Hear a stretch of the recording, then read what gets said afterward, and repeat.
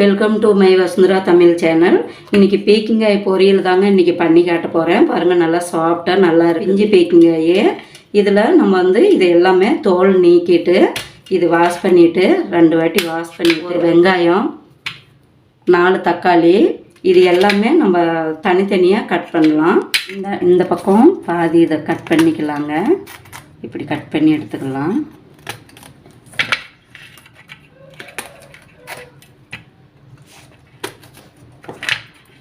இப்படி கட் பண்ணிவிட்டு கோம்பெல்லாம் இப்படி கட் பண்ணிவிட்டு அதுக்கப்புறம் நம்ம இதை சேவிக்கிடலாம். பாருங்கள், இந்த உருளைக்கிழங்கு சேவுறது இருக்குல்ல, இந்த மாதிரி இது எல்லாமே சேவிக்கிடலாம். இது மாதிரி எல்லாமே சேவியாச்சுங்க. 4 காயுமே சேவியாச்சு. இந்த மாதிரி சேவிட்டு நல்லா வாஷ் பண்ணிக்கிடணும். 2 வாட்டி வாஷ் பண்ணிக்கிடணும். பாருங்கள், இந்த மாதிரி பாதி பாதியோடு இப்படி பண்ணிக்கலாம். நல்லா பிஞ்சு காயாக இருக்குது. இதெல்லாம் நல்லா உடம்புக்கு ஹெல்த்தியான கிரீன் சீஸுங்க. இதெல்லாம் நம்ம சாப்பிடலாம், நல்லாயிருக்கும். சாப்பாட்டு கூட நல்லாயிருக்கும், சப்பாத்தி கூட நல்லாயிருக்கும். இதை நம்ம இப்போ வாஷ் பண்ணிக்கிட்டு நம்ம தனித்தனியாக கட் பண்ணிக்கலாம். 4 தக்காளி கட் பண்ணி வச்சுருக்கேன், ஆனியனும் கட் பண்ணி வச்சுருக்கிறேன். இதை தனியாக வச்சிடலாம். இது 2 வாட்டி வாஷ் பண்ணி வச்சு இதை இப்போ நான் கட் பண்ணிக்கலாம். இந்த காய் இந்த மாதிரி கோடு போட்டு இப்படியே கட் பண்ணிக்கலாம். இந்த காய் எல்லா காயும் இதே மாதிரி கட் பண்ணிக்கலாங்க. வெயில் காலங்கள் எல்லாம் நம்ம இந்த மாதிரி கிரீன் சீஸ் சாப்பிட்ணுங்க. அப்போ தான் உடம்புக்கு நல்லா ஹெல்த்தியாக இருக்கும். இதே மாதிரியே இது எல்லாமே கட் பண்ணிக்கலாங்க. இப்படி நல்லா நைஸாக கட் பண்ணிக்கலாம். எல்லாமே கட் பண்ணியாச்சுங்க.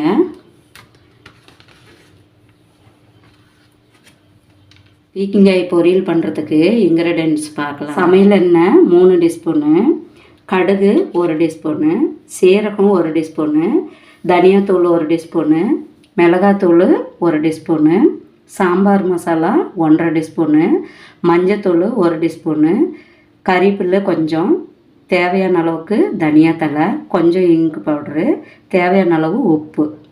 இப்போ நம்ம இதை பொரியல் பண்ணலாங்க. ஃபஸ்ட்டு நம்ம கேஸ் ஆன் பண்ணிக்கலாம். கடாய் வச்சு கேஸ் ஆன் பண்ணிக்கலாங்க. இப்போ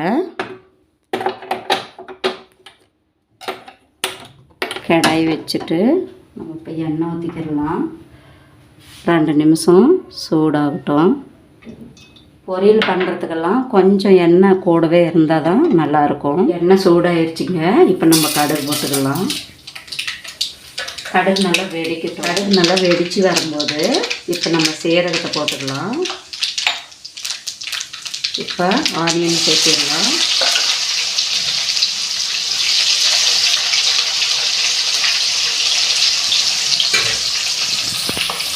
லைட்டாக கொஞ்சம் சால்ட்டு சேர்த்திடலாம் ப்ரௌன் ஆகிறதுக்கு.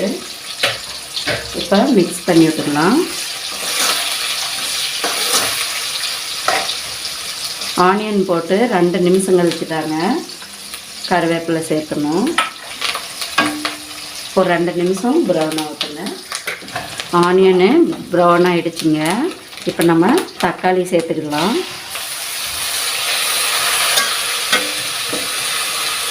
தக்காளி சேர்த்துட்டு இப்போ நம்ம ஸ்டீம் கொஞ்சம் கம்மி பண்ணிடுவோம். பிளேட் போட்டு மூடி வச்சிடலாம். கொஞ்சம் கம்மி பண்ணிடுவோம். அது எண்ணெயிலேயே நல்லா குக் ஆகி வரும். 3 நிமிஷம் ஆகிடுச்சிங்க. இப்போ நம்ம கிளறி விட்டு பார்க்கலாம். பாருங்கள், இந்த மாதிரி பச்சை வாசனை இல்லாமல் நல்லா தக்காளி நல்லா இப்படி வெந்து வரணும்.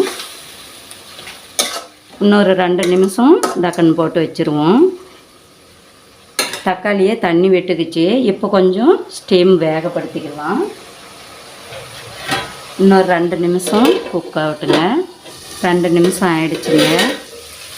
இப்போ நல்லா மிக்ஸ் பண்ணி விட்டுக்கலாம். இப்போ நம்ம அந்த மசாலாலாம் சேர்த்துக்கிடலாம். மிளகாத்தூள் சேர்த்துடுங்க, தனியாத்தூள், சாம்பார் பவுட்ரு, மஞ்சத்தூள், 1/4 டீஸ்பூனு பெருங்காயத்தூள், உப்பு 1 டீஸ்பூனு, செக் பண்ணிவிட்டு நீங்கள் உப்பு சேர்த்துக்கலாம். தேவையான அளவுக்கு உப்பு போட்டுக்கோங்க. இதை நல்லா மிக்ஸ் பண்ணி விடலாம்.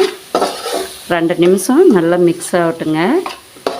பச்சை வாசனை போகிற அளவுக்கு மிக்ஸ் பண்ணிவிடணும். நல்லா இந்த பாருங்கள், எண்ணெயிலேயே நல்லா மிக்ஸ் ஆகிடுச்சு. இப்போ வந்து நம்ம அந்த பீர்க்கங்காயை சேர்த்துடலாம். சேர்த்தியாச்சுங்க. இப்போ நல்லா மிக்ஸ் பண்ணி விட்டுக்கலாம். மிக்ஸ் பண்ணி விட்டுட்டு நம்ம இப்போ பிளேட் போட்டு மூடி வச்சுக்கிடுவோம். இதையும் மிக்ஸ் ஆகிடுச்சு பார்த்தீங்களா, நல்லா மிக்ஸ் ஆகிடுச்சு. மூடி வச்சுக்கிடலாம். ஸ்டீம் வேகமாகவே இருக்கட்டுங்க. ஒரு 2 நிமிஷம். இப்போ 5 நிமிஷம் இப்படியே இருக்கணும். 2 நிமிஷத்துக்கு ஒரு வாட்டி இடையில நீங்கள் மிக்ஸ் பண்ணிக்கிடலாம். 2 நிமிஷம் ஆகிடும். மிக்ஸ் பண்ணிக்கிடலாம். இந்த மாதிரி காயிலே பார்த்தீங்களா தண்ணி விடுது.